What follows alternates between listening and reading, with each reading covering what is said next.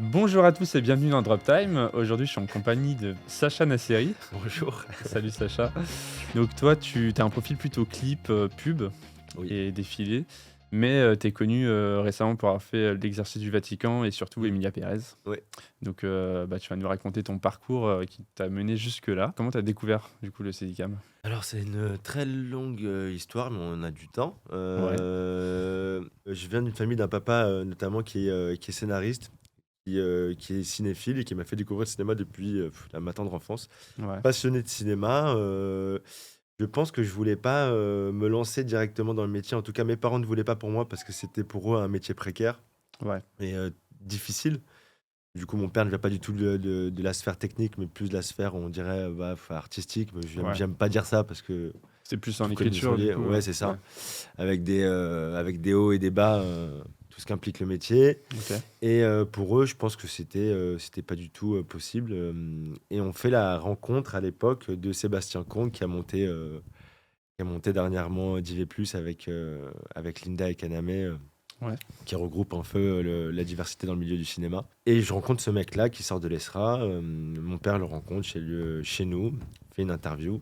ouais.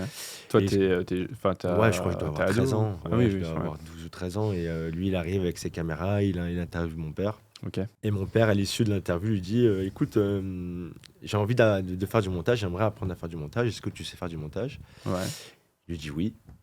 Et du coup, ce mec-là se retrouve en fait à venir chez moi sur plusieurs semaines à apprendre à mon père à faire du montage.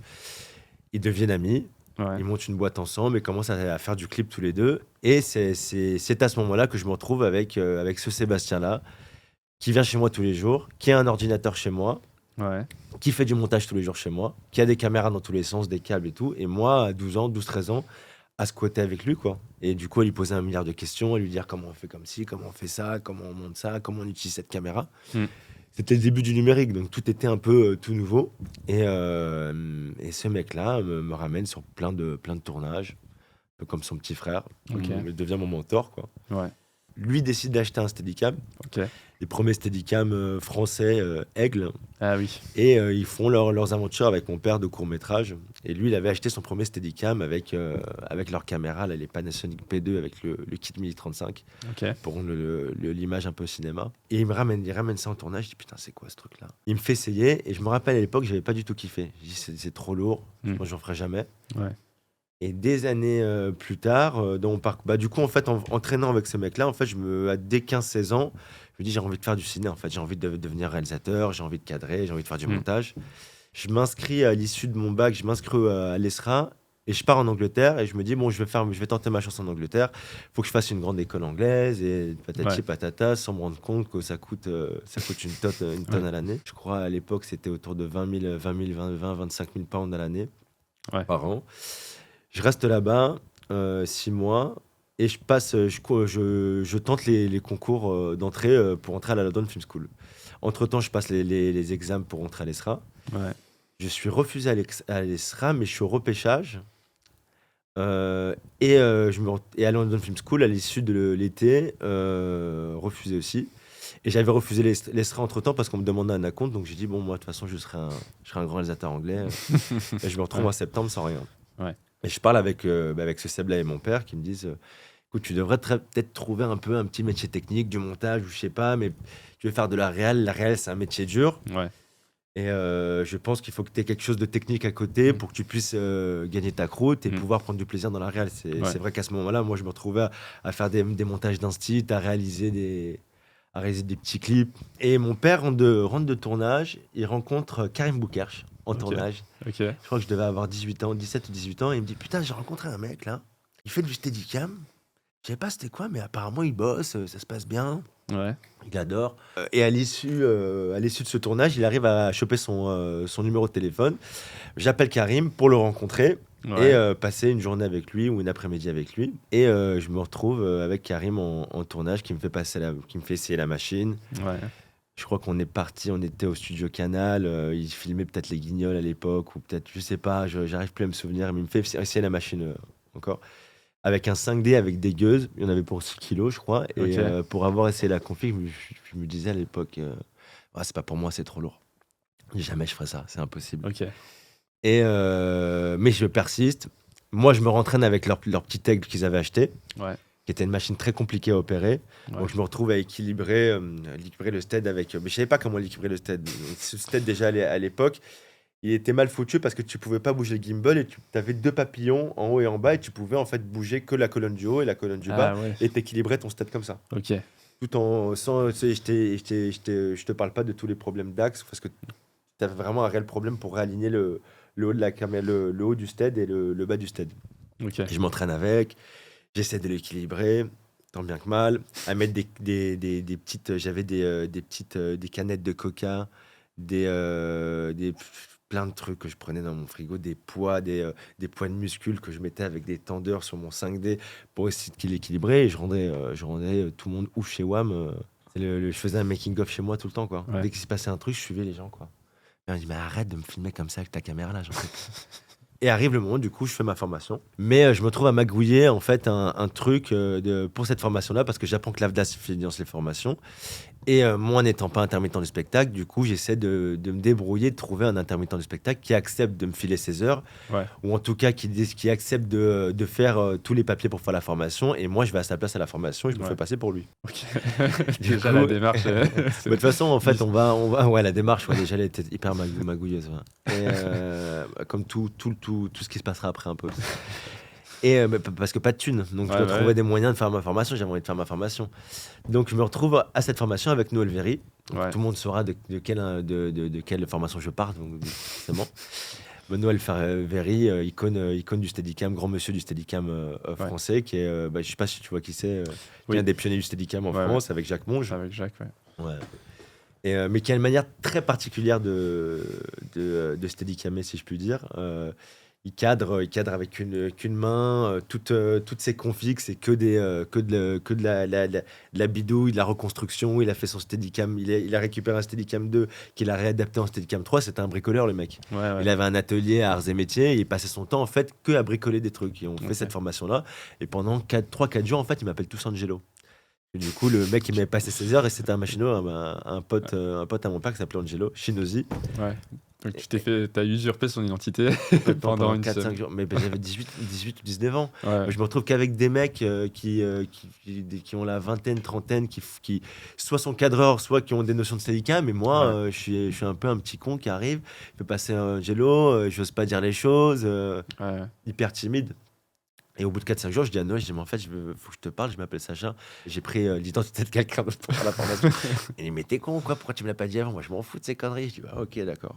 Et du coup, arrive ce moment-là où je commence le Steadicam sur cette formation. Et je me rappelle tous les soirs, je rentrais, je me dis, putain, je crois que j'ai trouvé un truc où je suis bon. Ah ouais. Ouais, parce que je cadrais, mais c'était le premier truc, je me dis, putain, je suis fort. Ah ouais. Ouais, je sens. Donc, Alors, si je regarde ce que je filmais peut-être à l'époque, je me dis, mais c'est une catastrophe. Ouais. Mais à l'époque, je voyais par rapport aux autres, je me dis, putain, j'ai trouvé un truc où je me sens vraiment bon, quoi. Ouais, ouais. Du coup, je vais sur les réseaux, j'essaie de rencontrer les opérateurs. Le seul qui me répond à l'époque, c'est Karim, bien sûr, Ouais. et Teva Vasseur, Ouais. qui est la jeune star montante à l'époque. Ouais. Premier jeune opérateur qui sort de l'écart, qui achète son stead et qui commence à enchaîner les clips. Ouais. C'est le début de YouTube, donc il n'y a que des clips, des petits contenus. Et lui, il a son petit stead, il va aux quatre coins de Paris, il fait son truc. Et moi, ça me faisait kiffer, quoi. Le mec avait quoi, 2-3 ans de plus que moi. Je le Ouais. rencontre en tournage, il me fait c'est sa machine. Et ça devient pas mon mentor, mais ça devient quelqu'un que je sollicite beaucoup pour lui poser des questions. Ouais. Puis tu t'identifiais aussi un peu à son Ouais, parcours complètement. parce que voilà, Ouais, ton même je suis âge, complètement en quel moment admiration tu- devant lui, quoi. Ouais. C'est genre, c'est Teva Vasseur, quoi. Genre, Mm. Rosta, quoi. Et puis moi, je fais mon petit bout de chemin. Et du coup, 19 ou 20 ans, stead pourri, mais stead quand même. Je connais 2-3 personnes dans le milieu. Je suis encore Sébastien Kong, qui fait encore ses petits vidéos d'instit, de clips, qui m'appelle pour faire 2-3 plans à gauche. Ouais. Ouais, c'est ça.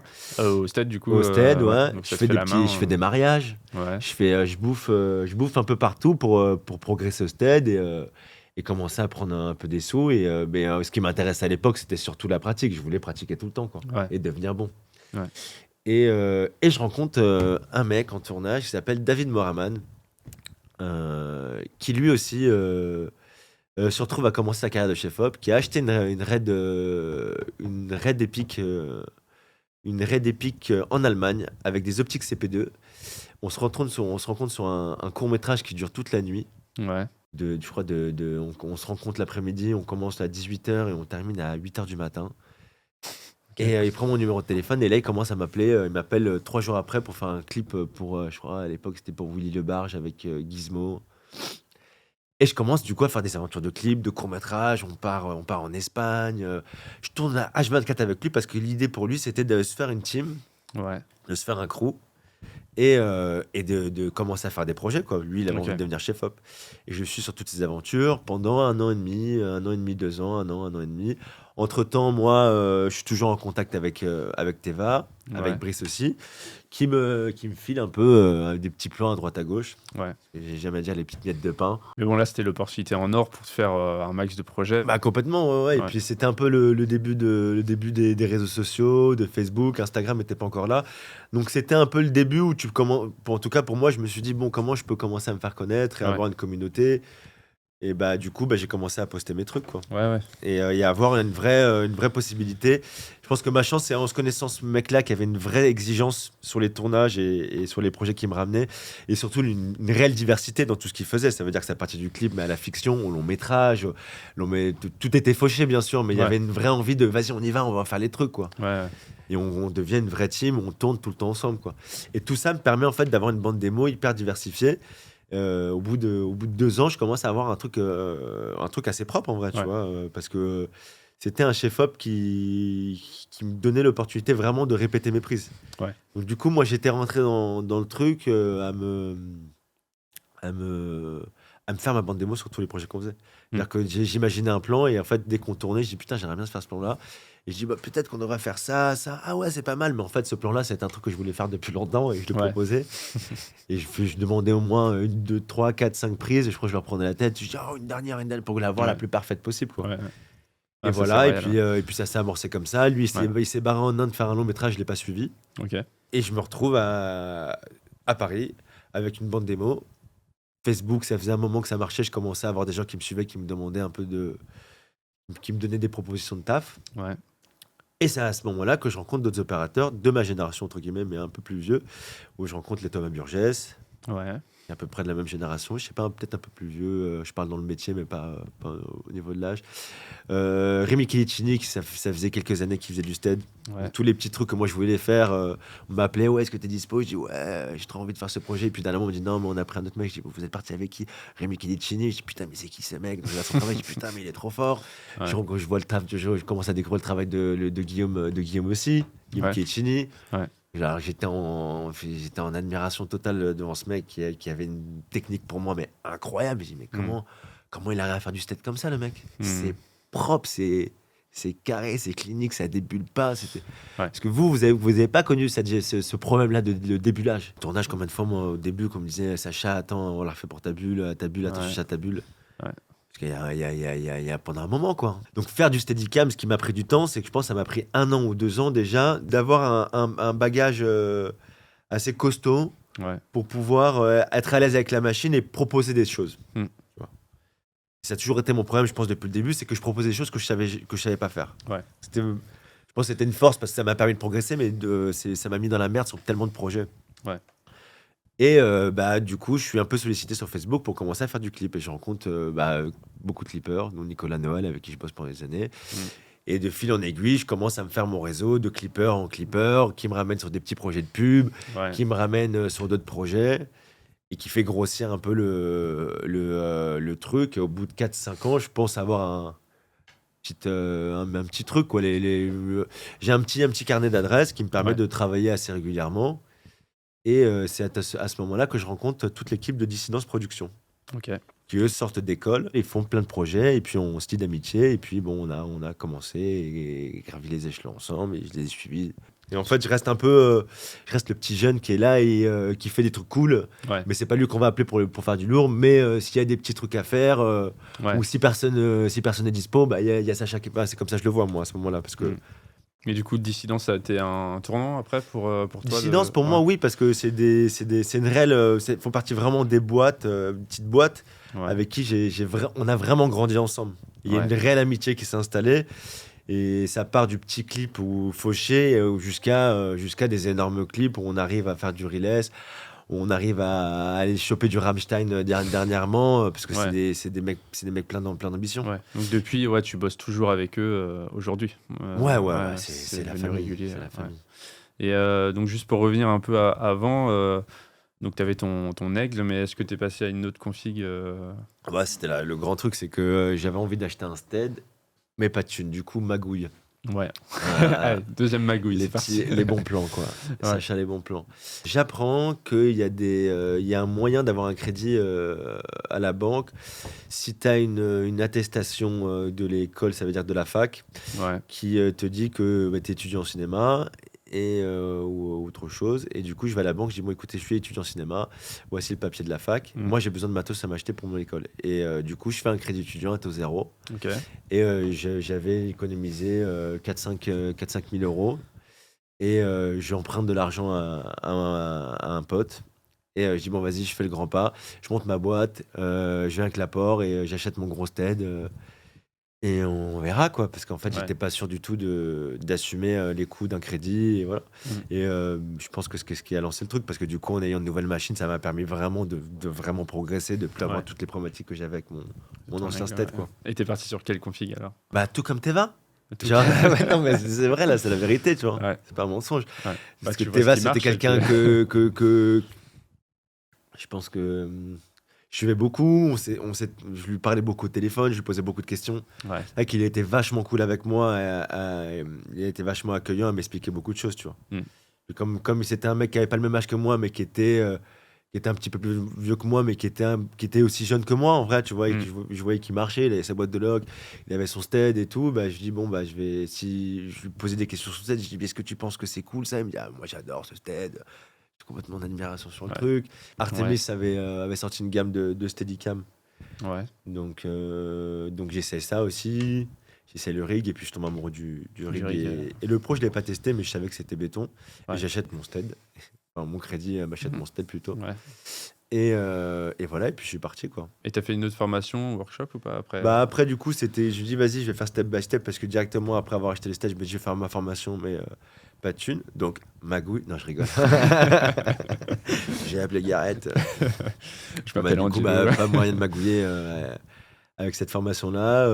Une année après, je fais ma formation à Philadelphie. Ouais. Incroyable, je retrouve à Philadelphie. Je pars à 22 ans à Philadelphie, solo. Première fois que je voyage aussi loin seul. Je fais la formation, je suis le seul français. Je Mm. parle pas bien anglais. Donc, et Je parle là, anglais, Gareth mais- était présent du coup. Ouais, Gareth était présent, ouais. mais c'était pas lui qui faisait la formation, c'était Jerry Holloway et Chris Ok. Fawcett. Ok. Il avait le truc en main et il faisait venir des intervenants, et Ok. dont Gareth. Et je me rappelle, la première fois que j'ai croisé Gareth, c'était la première journée de stage. Et je le croise dans la cuisine. Il faut savoir en fait que tu es un peu immergé. Tu as un hôtel juste à côté du centre de formation. Et Ouais. pendant 5-6 jours, tu fais du stead à fond. Matin, tu bouffes du stead tout le temps. Matin, stead, tu bouffes. Midi, stead, tu bouffes le soir. Et après le soir, tu as un cours sur une analyse filmique, un cours sur les postures. C'est super bien fait. Ouais. Ça dure combien de temps? Ça dure 5 ou 6 jours, je crois. 5-6 jours. Et je rencontre Gareth Brown, qui était mon idole à l'époque. Ouais. Moi, je le croise dans la cuisine à la cafette du centre de formation. Je le vois, ce géant. Je dis, hello. Il fait, hi, I'm Gareth. Je dis, mec, t'es mon dieu. Ouais, je sais que t'es qui, quoi. Et voilà, la formation se passe super bien. Trop bien, c'est une tellement belle expérience. À la fin de la formation, on s'est tous retrouvés dans le chalet de Gareth. Ouais. Ils nous ont tous demandé de nous agenouiller. Ouais. Et ils nous ont adouvis avec un bâton en fer en disant vous êtes les chevaliers de l'écran vert, tu vois. Et ça, apparemment, c'est un truc qui reste là. Je sais pas si je le fais Ah ouais. encore, mais voilà, pour la Ok. petite anecdote. Ouais. Ouais, ça marche. Je connaissais pas l'anecdote. Ouais, ouais. T'as appris des choses, du Ouais. coup, j'imagine. Bah, je me rends compte qu'en fait, si j'avais fait la formation avant, j'aurais gagné du temps Ouais. sur plein de choses, quoi. Ouais. Il y a plein de choses que j'ai appris là-bas qui ont, en une journée, ça a désamorcé tellement de problématiques que j'ai eues pendant des mois et des mois à me dire putain, mais comment on fait ci, comment on fait ça. Ouais. Là, en une journée, t'es avec eux, ils disent mais non, faut faire comme ça, faut faire comme ça. Je dis, ah putain, mais ouais. Ouais. Et des petits tricks, plein de petits tricks. Tout ce que j'avais pas eu l'occasion de faire aussi en formation, mais que j'ai appris en tournage, par exemple le rolling, d'être en quad, d'être accroché avec un Garfield, comment régler un Garfield, Ouais. comment monter sur une grue, toutes les problématiques que ça implique, le rickshaw, Ouais. tous les petits accessoires du stade, le Segway. Ça, Ouais. j'avais jamais eu l'occasion de le faire, tu vois. Et là-bas, j'ai pu avoir l'occasion de l'apprendre. Ouais. Comment t'es arrivé à faire des gros clips? Tu t'es retrouvé sur du PNL? Je pense qu'il y a eu un déclic, en tout cas dans ma carrière, qui m'a fait passer de jeune stead à stead plus confirmé, en tout cas pour chef-op et prod, en tout cas. Ouais. C'est que je me retrouve à être casté pour faire le clip de PNL. Première fois de ma life qu'on me fait ça, c'est on me fait un entretien d'embauche avec Tariq et Nabil à leur bureau. L'histoire se passe déjà, c'est que je tourne avec Fantasme un clip 3 mois avant le ODD et je me retrouve avec Driss Lambrousseau, qui est le régisseur général et qui lui travaille sur DD. Et en me ramenant chez moi dans la camionnette le soir, il me dit ouais, je travaille sur un clip là avec des mecs un peu lourds. Vas-y, je peux proposer ton nom et tout. Je dis bah ouais, vas-y, hein, moi, ça m'intéresse. Ouais. Et 4 jours après, j'ai une directeur de prod qui m'appelle, il me dit bon voilà, on fait un clip pour PNL. Moi, j'étais pas du tout fan de leur musique à la base. Je l'ai été après avoir tourné avec eux, Ouais. mais c'était pas ma cam du tout. Et on se retrouve du coup avec la directeur prod qui me dit bon voilà, c'est un peu spécial parce qu'en fait, ils veulent rencontrer plusieurs steadicamers et ils feront leur choix après vous avoir rencontrés tous. Ok. Donc j'apprends qu'il y a Benjamin Groussin, je crois Ouais. qu'il y a Rémi aussi, je crois il y a Teva, je sais plus il y a qui d'autre. Et moi, je me retrouve du coup à faire l'entretien avec eux. Je pense que peut-être ça a joué. Peut-être j'étais à l'époque cheveux un peu longs, queue de cheval, petit rebeu qui fait du stead. Ouais. J'étais dans la vibe, je pense. Ouais. PNLesque, si on peut dire. Moi, je sais pas si ça joue vraiment. Mais je me retrouve avec Tariq pour l'anecdote en plein rendez-vous qui me demande ok, salut Sacha, comment ça va? Je dis bah ça va. Bon, pourquoi je devrais travailler avec toi? Moi, j'ai jamais passé d'entretien d'embauche de ma vie. Je dis, bah, je sais pas. Je fais, voilà, je fais du clip, je sais faire du playback. Il me dit, ah, ok, d'accord. Mais est-ce que tu fais des playbacks longtemps ou pas longtemps? Je dis, bah ouais, je peux faire longtemps. En fait, tu sais, on arrive à des discussions un peu moins lunaires parce que Ouais. je pensais qu'ils avaient vu mon taf, mais en fait, pas du tout. Ouais. Et puis voilà, et puis de fil en aiguille, on discute un peu. Ça dure pas trop longtemps, ça dure une vingtaine de minutes. Et au bout de 3-4 jours, elle a dit de prendre ma rappel, elle me dit, bon, on fait ODD. Ok. Et ils veulent partir avec toi. Donc, c'est trop cool. Ouais. Donc, je me retrouve à partir en Ukraine de 3-4 jours et on se fait ce clip grandiose qui, pour moi, à l'époque, je pense, a marqué un tournant aussi dans le clip parce que c'était, je pense, depuis longtemps, on n'avait pas eu un clip avec autant de budget. Ouais. Puis eux, c'est vrai que c'était, pour l'époque et même encore aujourd'hui, c'est une icône PNL qui était connue dans le monde entier, qui Ouais. était invité à la Coachella. Il n'y Ouais. a pas d'artiste de rap français qui était invité à la Coachella. Donc, connu mondialement, beaucoup d'artistes les écoutaient, et puis je me retrouve à tourner avec ces mecs-là. Donc j'étais pas fan de leur musique au début, Ouais. puis ils m'ont eu. Hein. Et on fait ce clip-là, mais complètement taré. Je vois le traitement, on tourne dans des décors, les décors, ils recréent les décors des Tarterets, dans des studios, exactement les halls de cité, exactement Et ça, c'est en Ukraine. Ouais, on tourne en Ukraine. En fait, il y avait une partie en Ukraine, 3-4 jours, Ouais. et il y a eu une nuit sur la Tour Eiffel. Ouais. Les mecs louent la Tour Eiffel pour leur clip. Ouais. Et puis moi, j'arrive sur cette aventure-là, je tourne ce truc-là, et puis le clip sort, tout le monde pète un plomb. Ouais. Et puis je pense que ça a switché le truc, c'est là où ça m'a amené sur d'autres projets plus fat, quoi. Ouais. Où Carrément, ça te donne une crédibilité j'ai rencontré Division, ou Icono, qui d'autre, Henri. Je suis désolé si j'oublie le nom de certaines prods, mais puis je continue à côté de ça, moi, mes aventures avec Dissidence, bien sûr. Ouais. Et puis ça m'amène sur des projets de plus en plus fat, quoi. Ouais. Avec avec des chefs-op de renom, des chefs-op qui font pas forcément que du clip ou de la pub, Ouais. ou de la fiction. Donc c'est là un peu où tout commence un peu à se mélanger. Je me retrouve en fait à arriver sur des projets de plus en plus lourds dans ma catégorie de clip et de pub un peu. Ouais. Et aussi à toucher, à pouvoir tatillonner un peu la fiction, quoi. Ouais. C'était très prenant et fatigant, tout comme tous les tournages de clips. Mais à l'époque, quand on tourne à une période en Ukraine où il fait très froid. Ouais, On tourne toute la journée, mais on faisait des horaires de ouf. La ouais. dernière séquence en Ukraine, je me rappelle, on doit terminer à 8h ou 9h du matin sur un rooftop, recréer en fait le rooftop où ils avaient grandi des tarterets de leur bâtiment. Et avec un camion à citerne qui balançait de l'eau à 8h du mat, moi avec des sacs de poubelles partout, avec des sacs poubelles sur mon tête, parce que bien sûr on m'avait pas dit que je tournais sur l'eau. Et voilà, donc à tourner ce truc-là. Ouais. Et puis avec eux, tout le temps à me solliciter en me disant non, faut que tu cours pendant le playback, parce que nous on a besoin que tu fasses des Des avant-arrière, quoi. avancées, des Ouais, ouais, reculs. avant-arrière, avant-arrière. Même pendant le playback, tu vois, et oui, tu fais des enroulés, tu essaies de ralentir un peu le truc par rapport au rythme de la musique. Non, non, non, mec. Pendant le playback, il stop, coupé. J'ai besoin que tu cours là. En fait, j'en ai besoin moi pour mon énergie. Donc c'était hyper, Ouais, voilà. éprouvant Ouais, physiquement. ouais, hyper Ouais. éprouvant, ouais. Mais cool, ouais, je suis Hmm. très content, je suis très content. Du coup, ça m'a fait switcher après sur d'autres projets, quoi. Ouais, bah, j'ai vu que tu avais fait donc un clip Enfant sauvage, Mm. Time to Fall. Et Ouais. là, pour le coup, tu as du plan séquence. Je sais pas Ouais. si tu avais déjà fait du plan séquence avant. Oui, oui, j'ai fait Enfin, ouais, ça m'était arrivé plein de fois. ouais, Après, c'est que j'arrive enfin là, pour moi, j'arrive à un moment où je me sens à ma place vraiment dans les projets parce que pourquoi aussi toute cette carrière de clip? Parce que je pense que j'arrive à un moment où toute ma bande de potes, on est fans, on est des oufs de clips. ouais, Donc on se mate tous les premiers The Blaze, on se mate tous les premiers Geza Feuerstein, les premiers Brodinski. ouais, Donc là, je me retrouve enfin à tourner avec Guillaume Alric, qui est un des membres du duo de The Blaze. Et putain, enfin, va tourner avec lui qui fait son projet perso. Et là, coup de foudre artistique, et avec lui, avec la team, avec le projet. Et on tourne, on tourne une série de 3 clips sur une semaine. ouais. Et on tourne, c'est quoi? Il y a Time to Fall, Silent Love et un autre. Donc Time to Fall qui est un plan séquence. Du coup, on a passé la soirée, la journée à répéter. Si je me souviens bien, on a fait 7 ou 8 prises avec Benoît Solaire, que je rencontre aussi. Je crois que Ouais. c'était la première fois que je bosse avec lui. Ouais. J'étais trop content. Donc là, il n'y a pas de cut. Non. Et puis on l'a refait quand même pas mal de fois parce que c'est vrai que pour avoir travaillé maintenant plusieurs fois avec Benoît, il est très exigeant au stead. Et ce qui Ouais. est cool parce que sur la rythmique,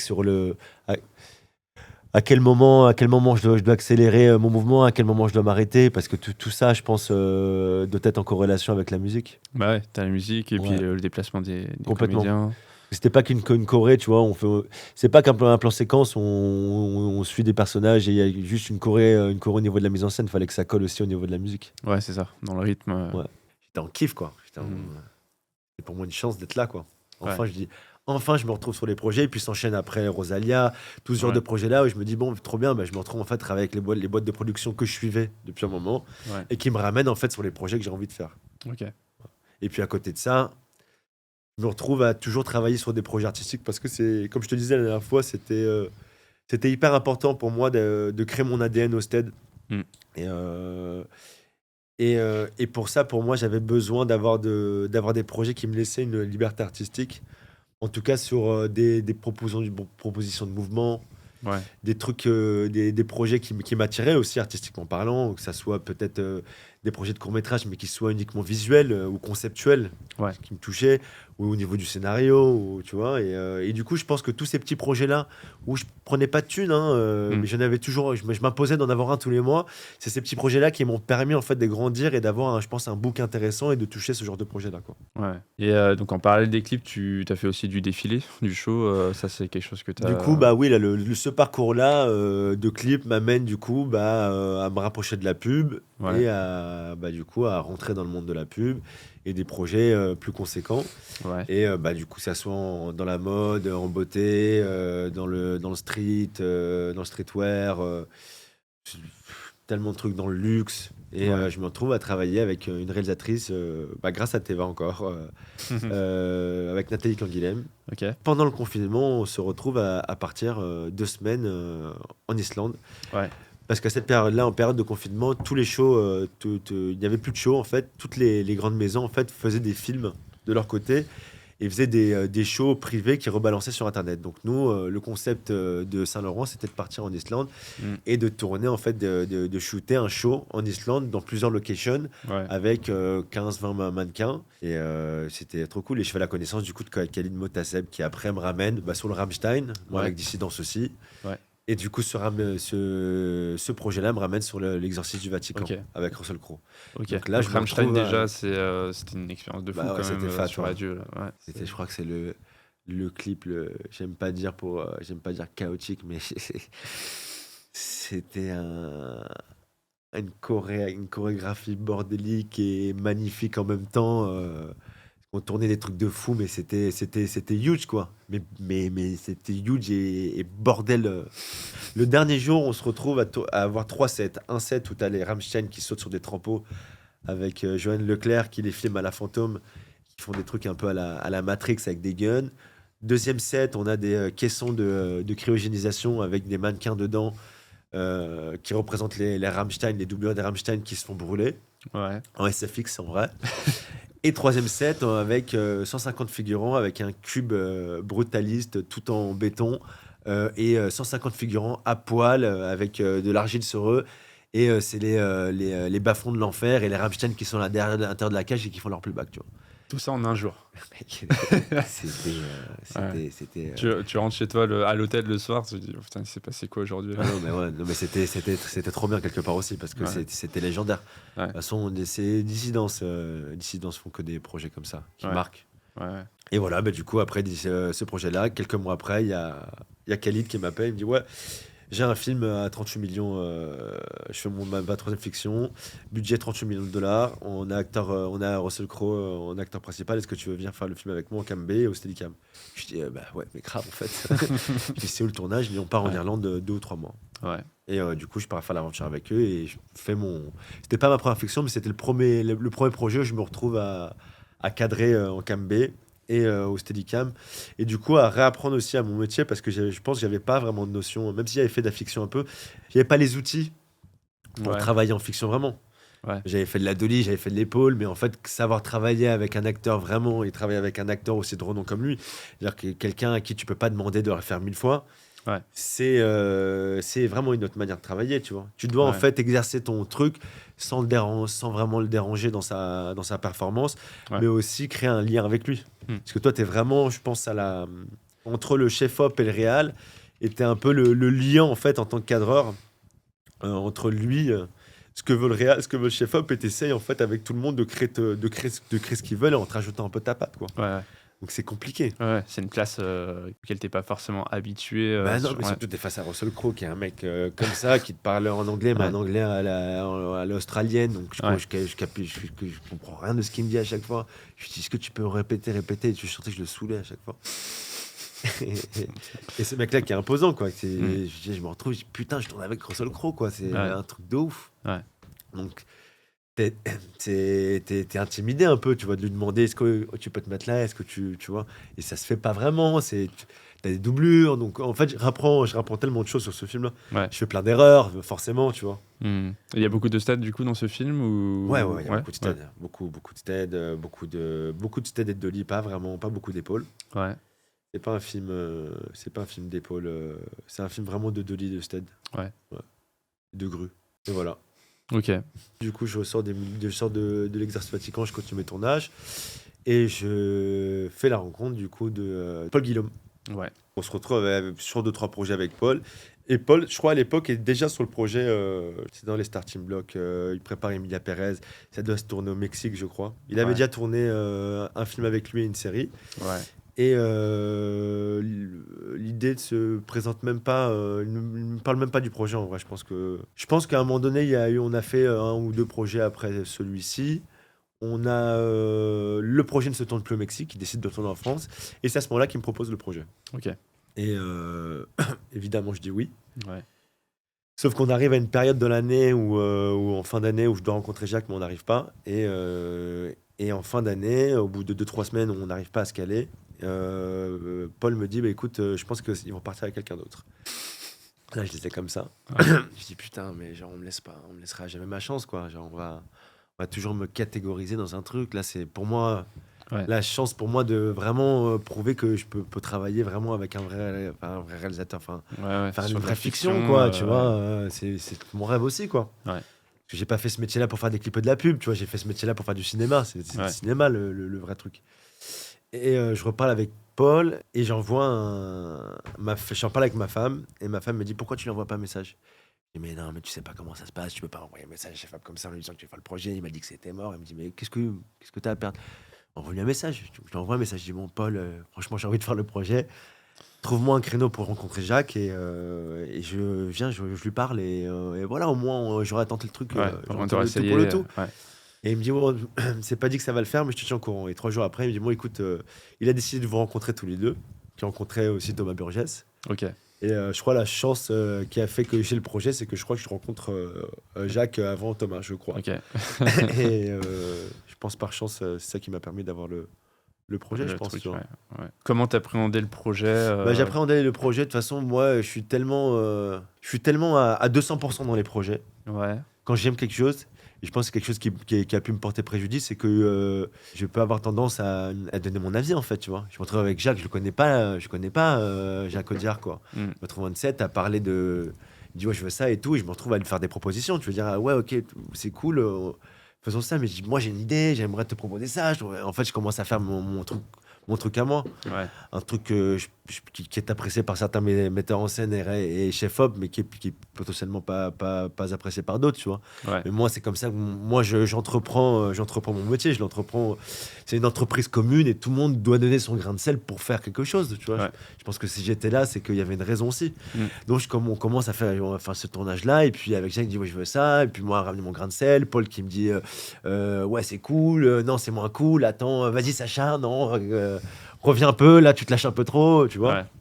Et on trouve un peu cette sorte d'équilibre au bout de quelques semaines, je pense. Ouais. Vous avez Et commencé par quelle séquence on commence par la séquence du marché. Ok. Et en fait, initialement, le film devait commencer avec Zoé qui écrit la plaidoirie pour le procès de Gabriel Mendoza, qui est Ouais. accusé de meurtre sur sa femme. Ouais. Et en fait, le film commence avec la scène, une scène de violence entre Gabriel Mendoza et sa femme, et le moment où il la balance par la fenêtre, mais qui n'est plus au montage. D'accord. Et eux, ils tournent ce moment-là, et moi, je me retrouve après à devoir répéter la scène du marché Ok. avec la doublure de Zoé, après avec Zoé, avec Damien Jallet et son assistant à caler en fait cette première séquence pour leur montrer, pour voir ce qui leur plaît. Et voilà quoi. Et puis Mais le lendemain, on a ça... attaqué cette séquence quoi. Et donc tout ça, c'est en studio, en Ouais. fait. Mm. Tout ça, c'est du fond bleu derrière. Ouais. Mais chorégraphie de ouf. Bah ouais. Avec, il y a combien de figurants là? Je sais pas, mais je salue le taf de Damien Jallet qui fait un travail de fou sur ce projet. Qu'on mette en corrélation le cadre et les danseurs. Ouais. Puis moi, essayer de me faufiler dans tout ça parce que c'était pas évident quoi. Ouais. Au cadre, de faire des mouvements aussi énergiques, de garder quelque chose d'assez propre aussi, tu vois. Ouais. Moi, je suis pas fan du Volt, donc tu avais aussi ce truc là quoi. Ouais. Puis, comme j'ai pas eu l'occasion de faire énormément de fiction et que je pense que j'étais obsédé par la bulle, que ça soit clean quoi. Je me suis dit, Ouais. ce film-là, il va être vu sur un grand écran, on va voir mon travail, il faut que ça soit clean. Ouais. Ça Donc va là, pas être tu vu sur un commences téléphone. tu commences par cette séquence, t'es content déjà? Enfin, tu te dis, ok, ça va être du Ah lourd. ouais, je suis content. Tu- Avec l'assistant caméra, avec Cyril Hubert, on filme le truc. Ouais. Et je crois qu'en fin de journée ou après, elle va tourner un peu, tu dis, c'est trop bien ce qu'on fait. Je dis, ah, mec, Ouais. c'est génial. Mais tous les jours, c'était comme ça ce film. Ouais. Tous les jours, c'était spécial. Il y avait une vraie cohésion d'équipe. Et puis tout ce qu'on filmait tous les jours, c'était magique, quoi. Mm. Tout ce que nous donnaient les acteurs, de voir Jacques travailler. En tout cas pour moi, tout ce que me permettait Jacques aussi de faire et Paul aussi sur le tournage, Ouais. de me laisser une petite place aussi sur les mouvements caméra quoi. Ouais. C'était trop bien. Il y a quelle autre séquence qui t'a marqué Bon voilà, il y a la séquence iconique pour moi quand je Ouais. l'ai fait, j'étais en feu, c'était El Mal. El Mal quoi. Ouais. En fait, ce truc-là, un peu de motion control, un peu au stead, Ouais. pour l'avoir fait dans quelques clips, et je l'ai fait aussi dans l'exercice du Vatican. Ouais. Je me Ah ouais, suis, tu je l'as l'ai- fait, ouais, ouais, j'ai je me pas suis vu. dit, chaque film que je ferais, je ferais au moins une séquence avec ça c'est ma signature. Ouais, parce que moi, je l'ai remarqué quand j'ai regardé un peu ton travail dans Rosalia, Ouais, ouais, il y en a pas mal. ouais, ouais. Et effectivement, dans El Mal, je me demandais en fait, je l'avais jamais vu au Mm. stead en fait, ce genre de mouvement. Et donc, Bah, le mal, c'était marrant parce qu'on se retrouve à tourner cette scène de gala, et je crois que Jacques arrive pas à avoir un truc pertinent, en tout cas sur la chorégraphie, ou à filmer d'une manière qui lui plaisait. Et je crois qu'on tourne un peu, on tourne en rond, et puis je vais le voir avec Paul, et je lui dis, est-ce que tu me laisses juste 5 minutes, je te montre quelque chose. Et Paul me soutient, il dit, bon, laisse Sacha faire son washi washa, il va essayer de faire un truc. Je me retrouve avec Zoé, je parle, je dis, bon, Zoé, vas-y, répète-moi ta chorégraphie, tu fais ça, tu fais ça, tu fais ça, ok, d'accord. Donc moi, dans ma tête, du coup, je change de focale, je mets un truc un peu plus wide. Je dis, bon, vas-y, on va essayer de faire un truc avec de l'énergie. Et du coup, je me dis, je vais essayer d'adapter mes mouvements caméra par rapport à elle, sa chorégraphie. ok. Que ça soit que ce soit un vrai tango. Ouais. C'est-à-dire que si elle se penche sur la gauche, moi je dois être au même moment sur la droite et loquer au même moment qu'elle. Ouais. Et c'était ça la vraie difficulté du truc. Et en fait, je pense que je suis parti vraiment à l'intuition.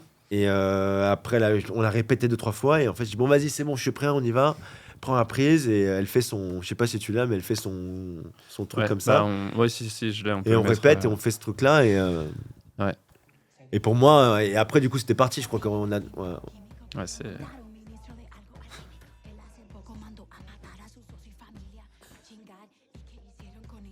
Non, et puis ce qu'elle m'a donné, ce qu'elle a donné à la caméra, c'était tellement plaisant de tourner avec elle sur cette séquence. Comme le début de la séquence avait commencé comme ça, Ouais. du coup, cette séquence-là, bah, je crois que je suis parti dans mon délire. En fait, je suis parti voir Jacques, je dis, bon, vas-y, ok, maintenant on va faire ça, ça. Et en fait, tout le reste de la chorégraphie, en fait, je me suis dit, bon, on va pas pouvoir le faire en plan séquence parce que je l'imaginais en plan séquence, mais je me suis dit, non, en fait, ça peut être une succession de mouvements d'énergie Ouais. où le Steadicam vraiment accompagne la chorégraphie. Et ce qui est, je pense, compliqué en danse, en fait, de trouver un juste milieu où la caméra ne bouge pas trop pour laisser voir la danse. Ouais. Tu vois? Parce que je pense que beaucoup de cadreurs, je pense qu'il y a un réel truc dans la manière de filmer la danse, c'est de bouger quand il faut. Ouais. Et de permettre aux spectateurs, et je pense que c'est surtout les chorégraphes qui te le diront, de trouver un moyen de filmer une chorégraphie sans que le mouvement soit trop imposant, et ce qui lésinerait en fait la danse. Ouais. Tu vois, de faire des gros push-ins en fait, et arriver face à la caméra, face à ton personnage alors qu'elle est en train de danser, mais elle est en train de faire un mouvement du Ouais. bassin ou de Du coup, tu le vois jambes. pas. Ouais. Tu le vois pas. Ouais. À la caméra, c'est cool, mais en fait, il y a tout un travail. Mm. Et du coup, je suis parti dans mon délire là, et j'ai proposé plein de trucs. Et il y a plein de petits bouts où en fait, je commençais en fait à m'amuser, quoi, vraiment. Ouais. Ça, pareil, vous l'avez fait en. C'était une journée. Ça, c'était une journée, ouais. Ouais. Imagine.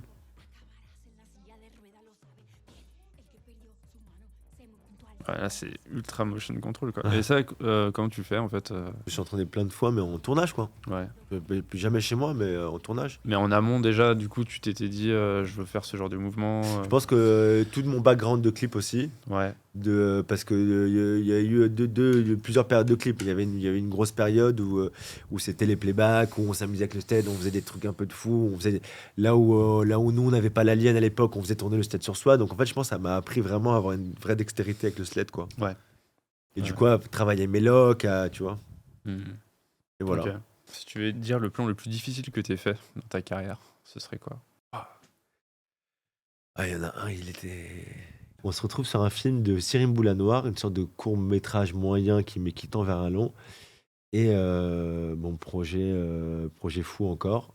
Et j'apprends en fait la veille du plan séquence de 15 minutes que je dois faire, que je fais un plan séquence de 15 minutes, où on suit un personnage de dos dans un parking, c'était à Bercy, Ouais. et qui va casser la gueule à un autre gars. Et le plan commençait en fait de dos à l'entrée du parking. On le suivait de dos. En fait, Cyril adorait. En fait, il n'était pas fan des enroulés, de changement d'axe. Lui, ce qu'il aimait, c'était les Ouais. trucs straight. Donc, ce qui est très compliqué, en tout cas pour moi, pour opérer, ça veut dire que tu es obligé de manière systématique en fait, de travailler toujours les mêmes muscles du dos, tu vois. Ouais. Donc, c'est très, très épuisant. Physiquement parlant, et surtout que je pense à l'époque j'étais pas encore très intelligent sur ma manière de construire mes configs Ouais, du stead, ouais. je faisais des trucs très lourds, C'était pas optimisé. plaque à décentrement avec caméra plus batterie plus truc Ouais. plus... Bon, on se retrouve à assumer ça, et la difficulté du plan, c'est qu'à un moment donné en fait j'échappe le personnage et je monte sur un Segway pendant la prise, Ouais. et en fait je fais un travelling avant dans le parking à toute vitesse. Je descends du Segway, et là je rejoins le deuxième personnage qui est poursuivi. Et du coup, pour un autre suivi de dos où il monte dans des escaliers, on le suit, on ressort et on voit le mec qui veut lui péter la gueule.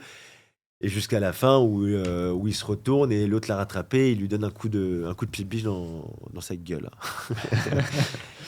Première prise, je me casse la gueule. Ok. Stead en avant, comme ça. Je pète mon écran. Ah ouais. Et là, je crois qu'il est 23h parce qu'on est pris du retard, et j'avais jusqu'à 4h du matin pour rentrer le plan. Et on en fait, je sais pas, moins 8 ou 9 ou 10, parce que t'as plus 15 minutes dans les pattes. Ça veut dire que pour moi, à chaque fois, j'avais besoin d'une bonne 10-15 minutes, pour reprendre mon souffle et pour reprendre mon physique. Mais en fait, déjà ça m'avait tué. Ouais. Mais j'arrivais pas à arriver à la fin du plan. Ouais. Et en fait, on avait une deadline, c'est qu'à 4h, en fait, des camions arrivaient, ils ouvraient le parking et les camions arrivaient pour décharger du matos. Ouais, donc c'était mort. Et du quoi. coup, c'était mort, on pouvait plus tourner le truc. Et je crois que jusqu'à 3h45, on est là, tout le monde doute de moi. Le réal, même moi, je doute. Moi, je commence à lui parler. Ça faisait déjà 2-3 prises, je lui disais, ouais, tu penses pas qu'on devrait la découper, on fait des faux cuts? Non, moi, je veux un vrai plan, séquence. Je dis, bon, bah vas-y, écoute. Et on arrive à la rentrée.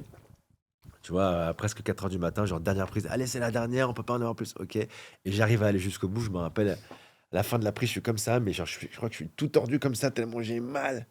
J'ai mal partout. Cut. Et genre, je crois que je balance le stead au machinot.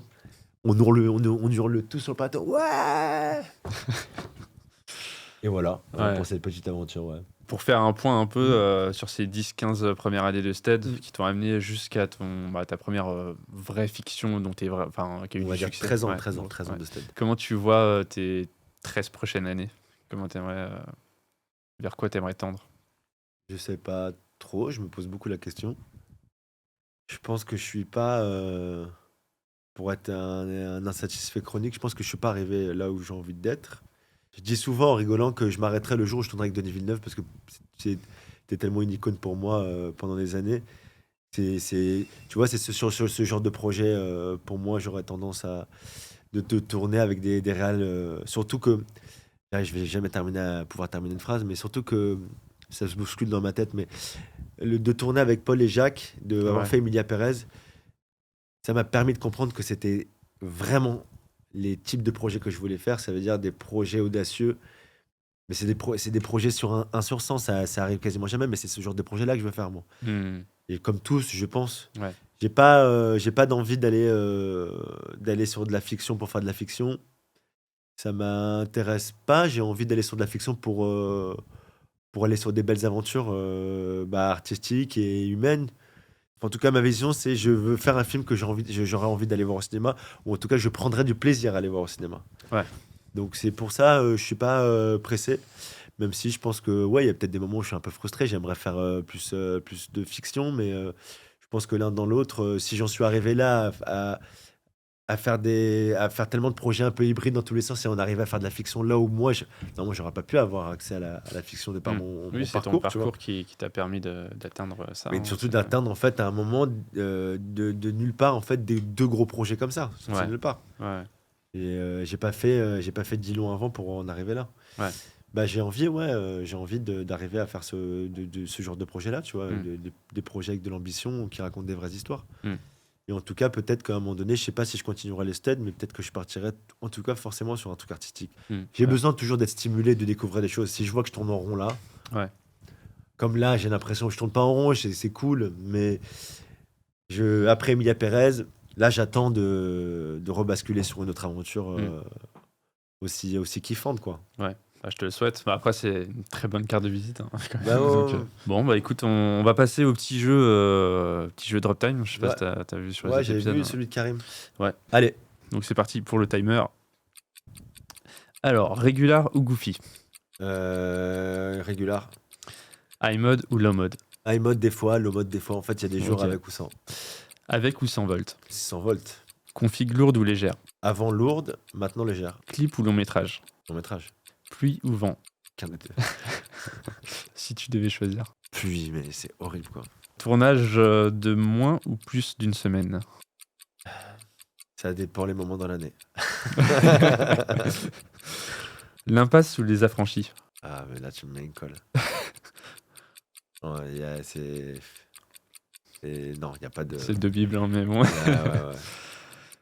Sable ou neige?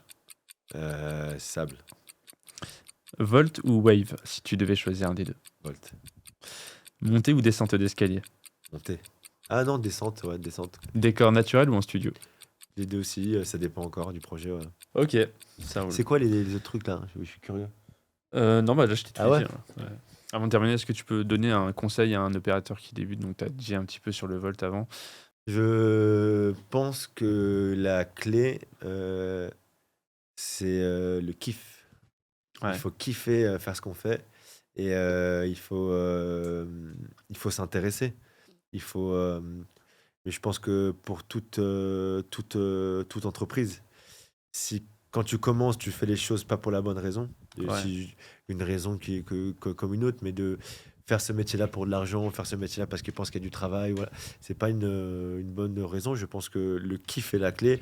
Et quand tu kiffes quelque chose et que tu mets corps et âme, je pense que tu peux faire de très belles choses. Hmm. En tout cas, j'en suis persuadé, moi. Je suis persuadé que c'est quand tu crois à ce que tu fais, et que tu donnes le meilleur de toi-même, que tu fais les plus belles choses et que tu réussis. Ouais. Bon, c'est synonyme de réussite. Hmm. Voilà. Super. Et juste, je rajouterai un truc, parce qu'il y a une Ouais. personne aussi essentielle dans tout mon parcours dont on n'a pas parlé, c'est Anton Tarent que tu reçois cet après-midi. Ah oui, bah, bien sûr. Bah oui, parce que Anton est aussi un grand tournant pour moi dans ma carrière. C'est que c'est un moment où en fait on a commencé à tous se rencontrer et tous devenir potes aussi. Ouais. Voilà, je m'arrête là parce que je voulais faire un big up à Anton et que c'est très important pour moi. Et voilà, Super. Merci à toi, Sacha. avec plaisir.